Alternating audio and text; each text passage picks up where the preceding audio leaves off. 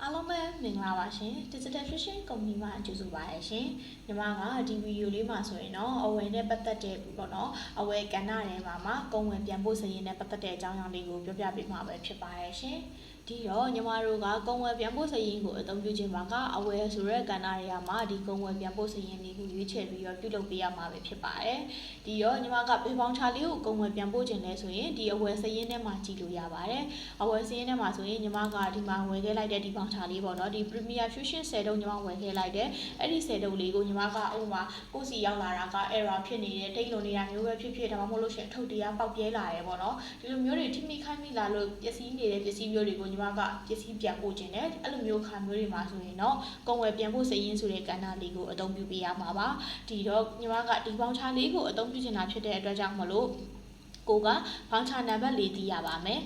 ဒီမှာဆိုရင်အဝယ်ပြေစာဆိုပြီးရှိပါတယ်အဲ့ဒီအဝယ်ပြေစာနံပါတ်လေးကိုသိရမယ်ကိုကကုန်းရောင်းသူကိုနာမည်ထည့်ခဲ့လားဆိုတာကြည့်ပေးရမယ်ကုန်းရောင်းသူကိုနာမည်မထည့်ခဲ့လို့ရှိရင်လည်းဒီ default supplier နဲ့ညီမတို့ကရှာပေးလို့ရတယ်ပေါ့နော်ဒါဆိုလို့ရှိရင်ညီမတို့ကဒီမှာဆိုလို့ရှိရင် p-shat 056ဆိုတဲ့နံပါတ်လေးပေါ့နော်အဝယ်ပြေစာကအဲ့တော့ဒီကုန်းဝယ်ပြန်ဖို့စရင်ဆိုတဲ့ကဏ္ဍထဲမှာဘယ်လိုမျိုးလုပ်ရမလဲဆိုတော့ကုန်းရောင်းသူဆိုတဲ့နေရာမှာညီမတို့ကဒီမြားလေးကိုနှိပ်ပြီးတော့မှကုန်းရောင်းသူတွေကိုရွေးချယ်လို့ရပါတယ်ညီမကခုနကတော့က Premier Fusion လေးဝယ်ခဲ့တဲ့ပေါင်ချာမှာဆိုလို့ရှိရင်ညီမကနာမည်မထည့်ထားတာဖြစ်တဲ့အတွက်ကြောင့်မလို့ default supplier ကိုပဲညီမရွေးလိုက်ပါမယ်ပြီးရင်တော့ပြေစာနံပါတ်လေးကိုညီမရှာရပါမယ်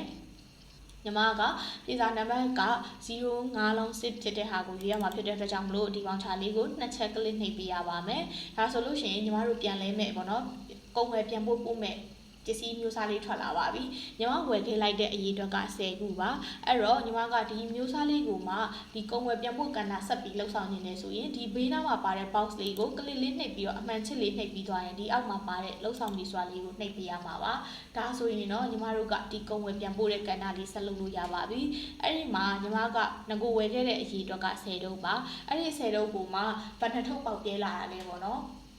်ကိုကဘာနဲ့ထုတ်ပေါက်ပြဲလာလဲဥမာ10တုံးလုံးပြန်ပေးမှလား9တုံးပဲပေးမှလားဆိုတာကိုဒီမှာကုန်ဝယ်ပြန်ဖို့အရေးအတွက်ဆိုတဲ့နေရာလေးမှာညီမတို့ကပြင်ပေးလို့ရပါတယ်10တုံးလုံးပေးမယ်ဆိုရင်လည်းညီမတို့က30လို့ရေးလို့ရတယ်တကယ်လို့9တုံးဆိုရင်လည်း9တုံးပဲဒီနေရာလေးမှာရေးလို့ရပါတယ်ရှင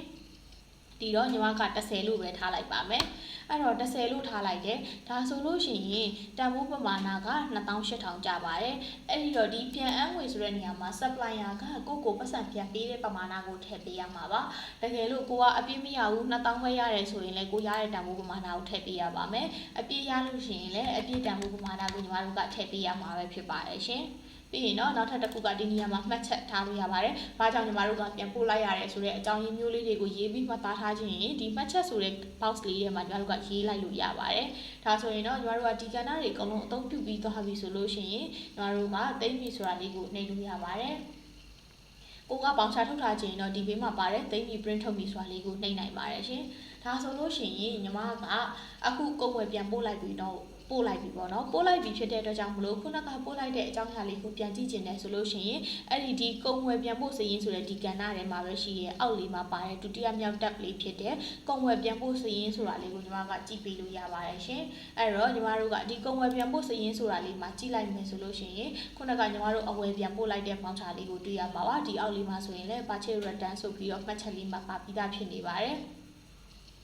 ်တကယ်လို့ကိုကမှတ်ချက်မှာဘာမှရေးခဲ့လို့ purchase return ဆိုပြီးပေါ်တာပါတကယ်လို့ကိုကမှတ်ချက်မှာတခုခုရေးခဲ့ရင်ကိုရေးခဲ့လိုက်တဲ့မှတ်ချက်လေးပါမှာပါတကယ်လို့အထုပ်ကပေါက်ပြဲနေလို့ပျက်စီးသွားတယ်သုံးလို့မရဘူးစတဲ့ရာမျိုးလေးရေးခဲ့ရင်တော့မှတ်ချက်မှာဒီအကြောင်းအရာလေးတွေတွေ့ရမှာပဲဖြစ်ပါတယ်ရှင်ဒါကတော့ညီမလဲခဲ့လိုက်တဲ့ပေါ့နော်ပေါင်ချရဲ့နံပါတ်လေးပဲဖြစ်ပါတယ်ကိုကဘယ်အရာကိုလဲခဲ့လဲဆိုရင်ဒီ Premier Fusion လေးကိုမှ10တုပ်ပါဒါကြောင့်မလို့ Premier Fusion 10တုပ်ကိုပြန်ပို့တာဖြစ်တဲ့အတွက်ကြောင့်မလို့ကုန်ဝယ်ပြန်ပို့အရေးအတွက်မှာတော့ဒီမှာ30ဆိုပြီးတော့ညီမတို့ကိုပြပေးရပဲဖြစ်ပါတယ်